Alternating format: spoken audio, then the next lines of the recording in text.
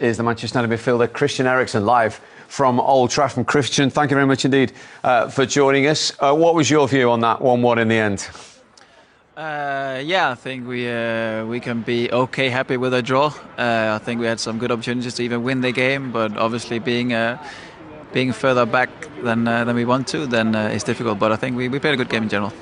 What about that free kick? You've taken a few in your time from Bruno Fernandes just before half-time. Yeah, well, you have to let them play at the moment. You have to shoot at the moment because they're going in. I think even with Owen in the studio, I think we did a few free kicks before. But maybe he's been watching clips. Christian, was that the game plan a little bit today? Obviously, you kind of let them have a little bit of the ball, was kind of sit in and then try and hit him on the counter. I thought Garnacho especially was terrific. He gave the team so much going forward. Yeah, no, it was a bit of the game plan, looking back or staying back a bit more and trying to punish them on that. And that was literally the game plan, like you saw in the game. And you'd gone to 75 minutes with the lead. Touch frustrated that the goal eventually went in from Arsenal at that point? Yeah, I think so. Also, with the chances we had to go up for 2-0 and really close the game off was a bit unfortunate. But I think, we kept ourselves in the game for a long time, and we had the belief that we were going to win. And unfortunately, we didn't. But it's always a bit disappointing to concede a goal in the last few minutes. And you found the goalkeeper in unbelievable form in that second half, and in the very last minute as well, didn't you? Yeah, no, I think he had very good saves, which kept them in the game, obviously. Overall, what's the general feeling about progress under Ruben Amorim at the moment? No, I think it's obviously United. Everything is slow. Everything is more or less. Everybody wants it to be quicker and fast and everything, but it takes time to adapt to new stuff. It's a new style of play, new position on the pitch, and a different manager, like I said. It takes time to adapt, and we are doing our best to adapt as quick as possible and get used to it. And obviously, when you're United, there's no time to adapt stuff like that. No, and he hasn't been able to pick a settled side either, has he? I mean, that just makes it more difficult. Yeah, obviously there's been a lot of injuries in and out, a lot of games, and not enough wins. That makes it a lot easier. But just finally, a positive result today to set you up for an enormous game on Thursday there at Old Trafford now. Yeah, it will be. It will be a massive game and very important for our season in general to win the next game and go through to the next round and give ourselves an option to go through. Appreciate you joining us, Christian. Thanks very much indeed. You're welcome. Yep. That lead at the top, and as we mentioned earlier on, Liverpool now just need a maximum of 16 points from their remaining 9 games to win the title. And Mikel said he's not going to give up, and rightly so. But you said today this was a game they needed to win. Yeah, we did need to win. And when we don't win a game like this, and obviously with our goalkeeper making some extraordinary saves, the question is always forwards. And we are lacking. We're lacking forwards because I think that when you look at the possession in the first half and the chances created, with a forward in there who's in there for that particular reason to try and get on the end of things, that's where you miss it. You've got people continuing trying to arrive. You're trying to hold it up for people to make runs. You want someone in there so you could just put it in there and they can finish. And I think that is probably, in the end, will probably cost us not having that person in there to take those chances, to make it a more comfortable game for us. I mean, we were just saying to Wright today, Wanyeri's 17, been amazing since he's come to the side. Had a bit of a down day today. It happens when you're a young kid. But they shouldn't be relying on him to be the star at Old Trafford. They've got a central midfield player playing up front. I know they've got injuries, but if you're second and you're chasing to win the league, you need more options than that. And that's why I said, in a way, I actually think they've overachieved in many ways, because this group of players has done amazing. But I still think they need 2 difference makers to take you from here to take the next step. If you look at what you're competing against, you look at, the Haalands and the Salahs, they need a guy like that. If they get it, they could win everything. Yeah. I really believe that. Did you share that opinion at the end of last season? Yeah, everybody did. All the Arsenal fans. Everybody's thinking it was going to happen in respect of who they're going to get, because that's what we need now. We got so close twice. Looks like we're going to probably get close again this season.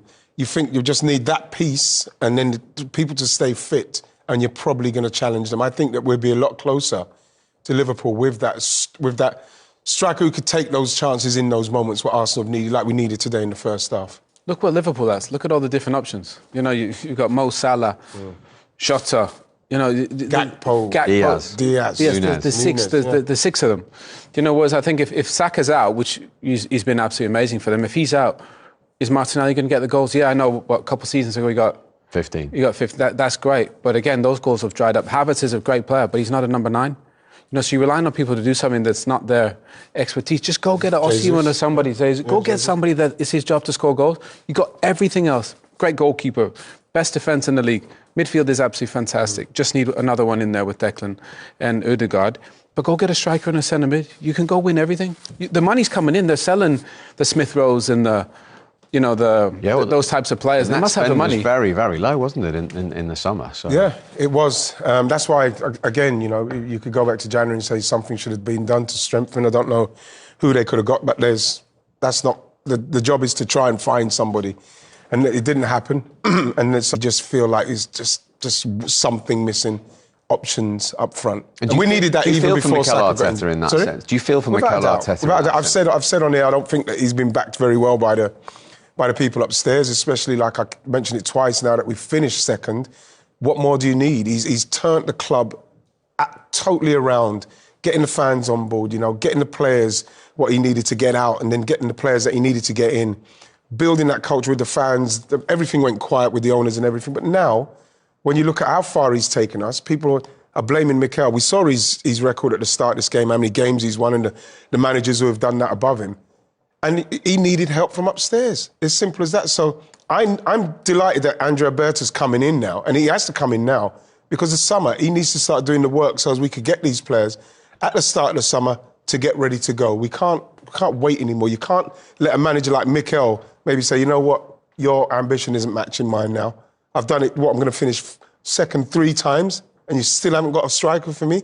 3 windows, like 5 windows in 3 years? This question's got to be asked. 100% agree. Mikel's done his job. He's turned this club completely around. All that negativity that was in and around at that time with Arsene leaving and Unai Emery coming in, he's fixed all that, got rid of the ones he didn't want, created an amazing culture. They're right there.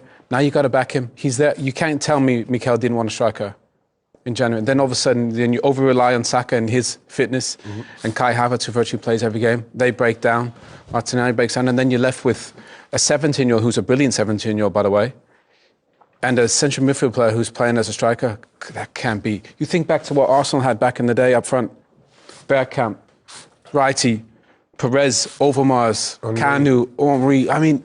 Will Tord. Literally, they had 7, and now you're relying on a really good number 10 in Kai Havertz to do the job for you, and now Marino. It just seems, I don't understand why that centre forward position is almost died out, Righty. It's like there isn't that many options up there. But then you look at, we're talking about centre forwards, then you look at someone like Rasmus Højlund.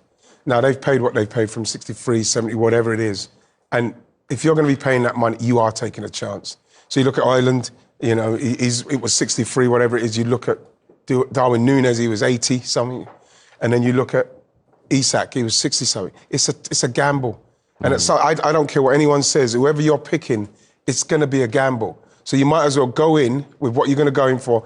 Do your due diligence on that player for how you want to play Arsenal, and just go and get him and make it work, because you can see it can come undone for you, like we're seeing with Højlund at the moment, unfortunately for him, and we've seen with Darwin Núñez. It can go wrong for you, but at the same time, you've got to dip your feet in that water. Okay. I mean, it does take time, but when you're a Man United player, you're not given time, are you? You know that. No, and I think Christian understands that as well. That's probably why he came out. He's probably one of the best talkers, I think. And I think also Ruben probably relied, on his experience, Casemiro's experience. I thought did well in there today. Bruno playing in centre mid. I think he looked at those guys, thought, right, let's be solid, let's defend deeper, be solid in the middle of the park. Obviously, with Garnacho on the right-hand side, I thought he was terrific. And then Mazraoui, especially second half. He made some brilliant runs coming inside. So they had a game plan. And you know what? You'd have to say it came off. So credit to the manager and the players. But again, it's not often you see a Man United team that's got 30% possession. But I think it was needs must. And I think the game probably on Thursday might be quite similar. Against Sociedad. So that is a great blueprint for that game.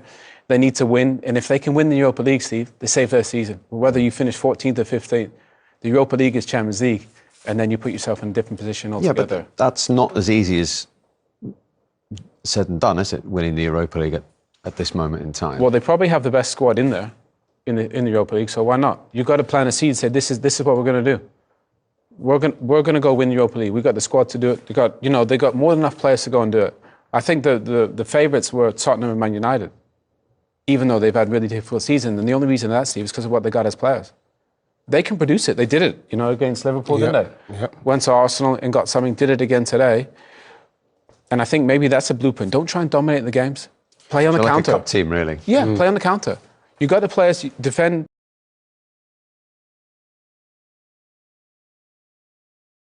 You can get away with winning games like that at Manchester United. Playing so deep, Garnacho the furthest forward, because he was, if we're going to be totally honest, he was a real problem for us. The way he could run them out of problems and get them up the pitch and get them up there, and it was him who got the foul for the free kick. So their game plan in that respect worked, but it works because Arsenal can't be ruthless enough in front of goal to absolutely finish them off. Is that his best game under Amrin today, Garnacho? Do you know what? Often we've seen him play on the left and he's quite effective coming inside, but I actually don't mind him on the right because he has to pass the ball more. Mm-hmm. When he plays on the left, he comes inside and he shoots. And I thought he created a lot for his teammates today. So I'll be honest, I rarely watch him and don't think he's a really, really good player. And I really wouldn't want to see him go because I think in a way you got to build around him or, the Kobbie Mainus or the Marcus Rashford. I know he's gone, but you should build around these young guys. I know they might need to sell him for financial reasons. But I want to see these guys play there and grow and improve and enjoy the good times that we have because he's been there and it's been quite difficult. But again, today, he was the shining light. Him and Bruno were the ones pushing that team forward when they needed it. Yeah, and as you say...